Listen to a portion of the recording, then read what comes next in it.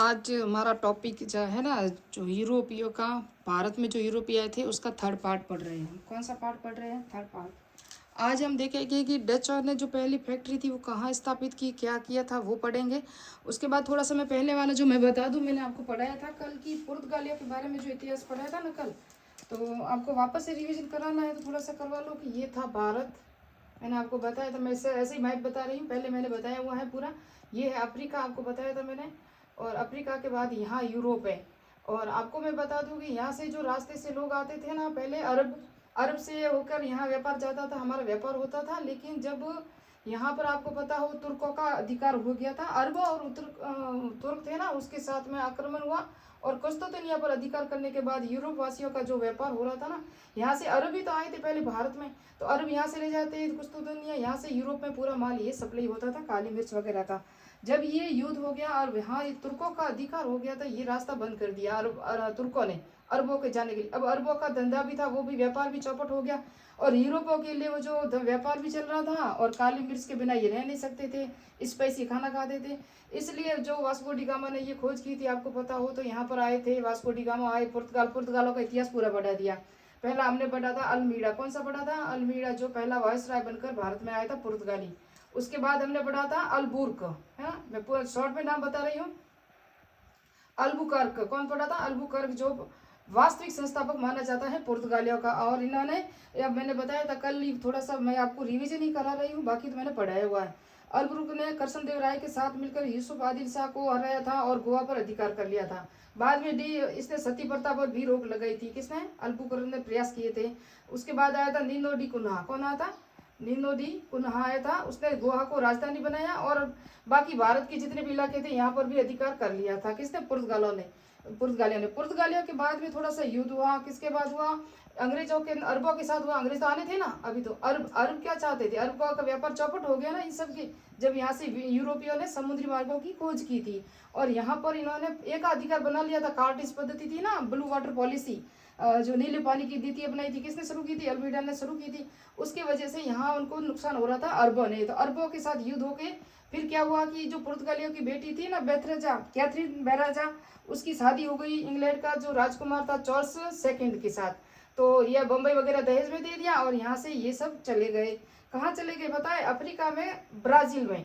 Brazil में सोने की खाने थी, तो यहाँ पर आ गए सबके, बेटी की बम्बई दहेज में दे दिया, और अंग्रेज गिनायत कहते हैं ना, मारवाड़ी भाषा में गिनायत हो गई थी, तो अब यहाँ खाना पीना नहीं बेटी के घर पे, इसलिए पुर्तगाली सभी ब्राजील में आ गए। कुछ वो था अर्जेंटीना था, या ऐसा कोई एक और देश है, वहां पर बस गए थे।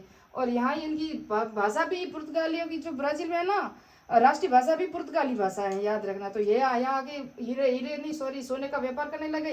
अब आज पढ़ेंगे हम डच, जो किस तरह से आए थे, क्या आए थे, मैं भी बता देती हूँ, थोड़ा सा मैप से समझाऊंगी। और थोड़ा सा पुर्तगालियों का एक इतिहास और रह चुका है, मैं थोड़ा सा नहीं बता पाई, आपको बता इसके प्रभाव क्या क्या पड़े थे भारत पर, किसके? पुर्तगालियों के। तो हम जो खाते हैं ना लाल मिर्च, ये पुर्तगालियों की देन है। हम जो लाल मिर्च खाते हैं, तंबाकू वगैरह है, काजू है, अनानास, और ये चार चीज़ें लेकर आए थे पुर्तगाली। तंबाकू, अफीम, काजू, अनानास और लाल मिर्च, पांच चीज़ें हो गई। ये पुर्तगालियों ने इसकी खेती शुरू की थी। और ये UGC NET, assistant professor, first grade, हर जगह एग्जाम पर्सन आ चुका है। और भारत में प्रथम प्रिंटिंग प्रेस की भी शुरुआत यहीं से हुई थी, इन्होंने की थी 1556 में, गोवा से शुरुआत की थी प्रिंटिंग प्रेस की, छापे खाने का कह दूँ, भारत में, है ना। विश्व में तो हो गया था इससे पहले। तो मैं बता दूं आपको कि जो प्रथम नागरिक जो आया था ना डचों का भारत में, वो था कॉर्नेलियस हस्तमान आया था। प्रथम कारखाना उन्होंने 1605 में मछलीपट्टनम, आंध्र प्रदेश में खोला था। प्रथम कंपनी 1602 में, इस कंपनी का नाम था वेरिगिस्ते ओस्ट इंडिसे कंपनी। मैं आपको बता दूं थोड़ा सा मैप से, भारत का मैप बता दूं। यहाँ से इन्होंने पहला कारखाना खोला था मछलीपट्टनम में। कहाँ खोला था? या आंध्र प्रदेश है ना, आंध्र प्रदेश थोड़ा सा ऊपर है ना, यहाँ आंध्र प्रदेश। प्रथम कारखाना इन्होंने खोला था मछलीपट्टनम में। कब खोला था? 1602 में, 1605 में खोला था, सॉरी 1605 में। यहाँ उन्होंने प्रथम जो किला बनाया था ना, वो 1663 में कोची में बनाया था, जिसका नाम था कोची, है ना, फोर्ट विलियम। क्या नाम था उसका? ये था, कोची में बनाया था, किला बनाया था इन्होंने, फोर्ट विलियम। मैं ऐसे लिख दूँ नाम आपको, अभी नोट्स पूरे दे दूंगी मैं, तभी समझा दूंगी आपको। बंगाल में पहला बार जो इन्होंने जो कंपनी की जो स्टार्ट की थी ना, बंगाल में पहली, पीपली में। कहाँ की थी? पीपली में। और ये कब की थी?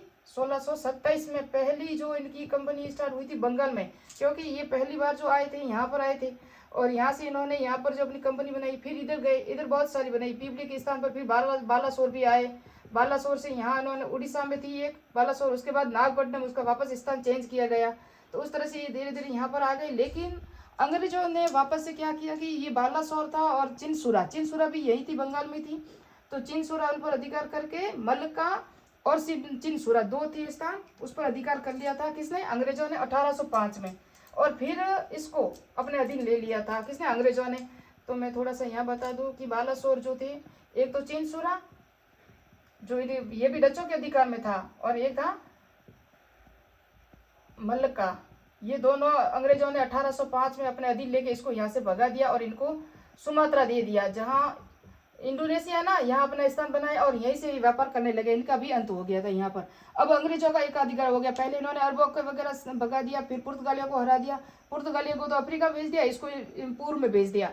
आगे हम देखेंगे, पूरा मैं नोट्स दे रही हूँ, अभी आप पढ़ो पूरा जल्दी जल्दी से। फर्स्ट मैंने थोड़ा समझाना था, वो समझा लिया आपको। अब मैं जल्दी जल्दी से आपको सारे नोट्स दे दूं कि भारत में आने वाला प्रथम डच नागरिक जो कॉर्नेलिस हस्तमान था, जॉन हुगेडन निकोटन भारत नामक डच यात्री 1583 में गोवा आया था।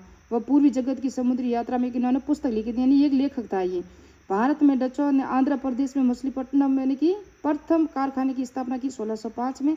1602 में इन्होंने ईस्ट इंडिया कंपनी वेरिदे ओस्ट इंडीज से कंपनी की स्थापना की। इसमें हॉलैंड की संसद ने 21 वर्षों तक भारत व पूर्व के देशों के साथ व्यापार करने का अधिकार दिया। जिस तरह ईस्ट इंडिया कंपनी को 15 वर्षों के साथ देंगे ना, वो आगे हम देखेंगे।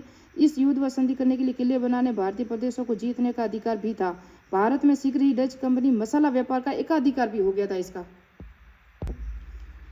भारत में डच कंपनी का उद्देश्य काली मिर्च और मसालों के व्यापार पर ही एकाधिकार करना था, बलपूर्वक उनकी रक्षा करना था।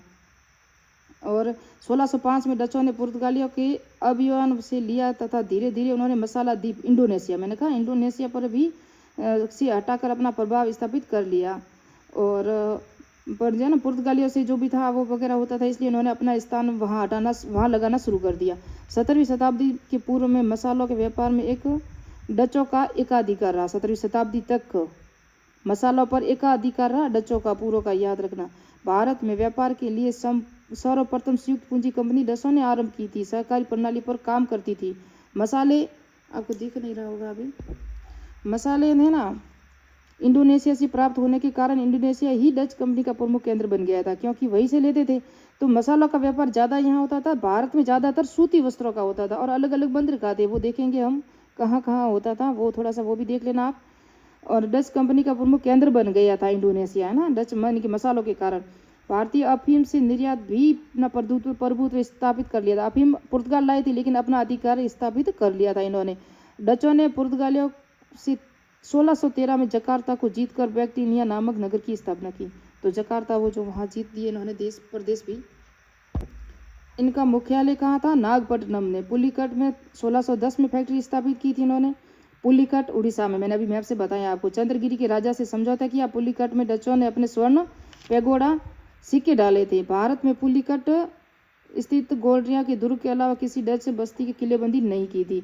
इसकी एक ही की थी, बाकी नहीं की थी। डचों द्वारा भारत में स्थापित अन्य महत्वपूर्ण कोठियाँ कौन कौन सी थी, तो ये डचों द्वारा स्थापित थी। पुलिकट में सूरत में 1616 में स्थापित की थी इन्होंने।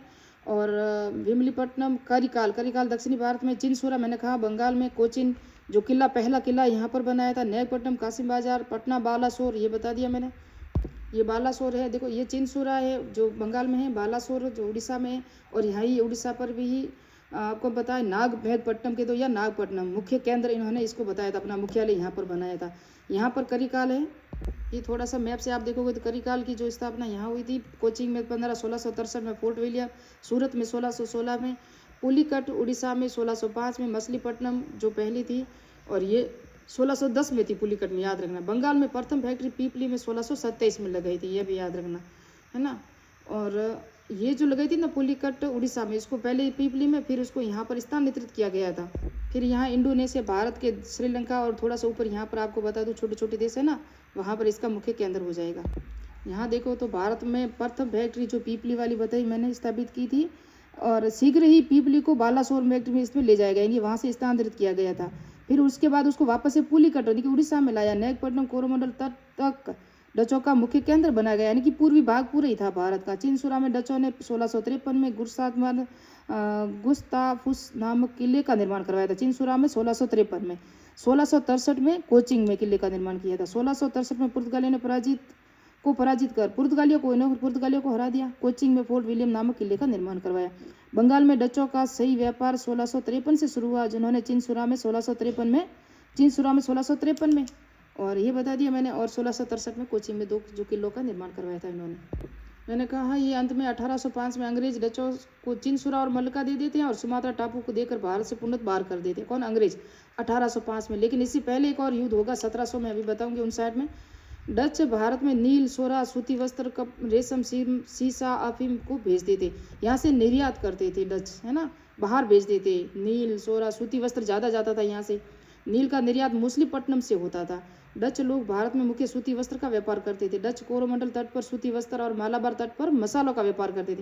यानी कोरोमंडल तट पूर्वी तट और मालाबार तट पश्चिमी तट पर क्या लेते थे? मसाला बेचते थे और पूर्वी तट से सूती कपड़ों का व्यापार करते थे। भारत में वस्त्र को निर्यात की प्रमुख वस्तु बनाने का श्रेय डचों को जाता है, सूती वस्त्र की। डच भारत में सूती वस्त्र खरीदकर मसालों के बदले में दक्षिण पूर्वी एशिया, ईस्ट इंडीज में बेच देते थे।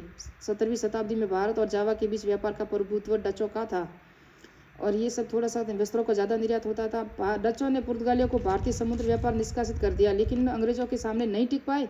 डचों ने इंडोनेशिया पर ध्यान केंद्रित कर लिया और डच फैक्ट्रियों को फैक्टर कहा जाता था। डचों ने अपने प्रारंभिक मालखाने गुजरात, बिहार में स्थापित किए थे। 1653 में जब हुगली नदी चिनसुरा में डचों ने पैर जमा लिए तो उन्होंने उड़ीसा तट पर बालासोर पर अधिक ध्यान नहीं दिया। डचों के पर्यवेक्षण में काशी बाजार नगर में 17वीं शताब्दी में सर्वाधिक मात्रा में रेशमी धागे का उत्पादन किया जाता था। अंग्रेजों ने देखो 1759, मैंने कहा अंग्रेजों ने नवंबर 1759 में हुगली नदी पे बेदारा के युद्ध में डचों को अंतिम रूप से हरा दिया। इसमें अंग्रेजी सेना का नेतृत्व कर्नल फोर्ड ने किया। इस समय गवर्नर कौन था? क्लाइव था। अब अंग्रेजों को समाप्त पुरानी की डचों को हटा दिया यहाँ से। भारत में जो डच किस तरह से फैल हुए थे, उसके क्या क्या कारण थे? डचों की व्यापार परिचय का कारण उसकी कमजोरी क्या थी? समुद्री शक्ति को ना, कमजोर इनकी समुद्री शक्ति थी ना, वो कमजोर थी, पुर्तगालों की ज़्यादा थी। अंग्रेजों ने भी अपनी स्थापित कर ली थी। डच कंपनी का सरकार के सीधे नियंत्रण में होना तथा कंपनी के भ्रष्ट अयोग्य अधिकारियों का भी होना, है ना। परीक्षा बार बार पूछा, 1% ज़्यादातर यही पूछा जाता है कि जो वेदरा का युद्ध हुआ था वो यहाँ हुआ था, याद रखना। कौन सी नदी है यहाँ पर? हुगली नदी के तट पर हुआ था, जो कलकत्ता में हुआ था। अंग्रेजों और डचों का हुआ था। और मैंने कहा इसमें जो अधिकारी थे, अंग्रेज अधिकारी कौन था? क्लाइव था, रॉबर्ट क्लाइव था और कर्नल फोर्ड। अंग्रेजी सेना थी, उसका नेतृत्व तो रॉबर्ट फोर्ड ने किया था और रॉबर्ट क्लाइव उस समय गवर्नर जनरल था। तो ये सभी डिटेल से याद रखना, इसको कई बार परीक्षा में पूछा जाता है प्रश्न। तो मिलते हैं नेक्स्ट पार्ट में, नेक्स्ट वीडियो में। नेक्स्ट में हम अंग्रेजों का पढ़ेंगे इतिहास।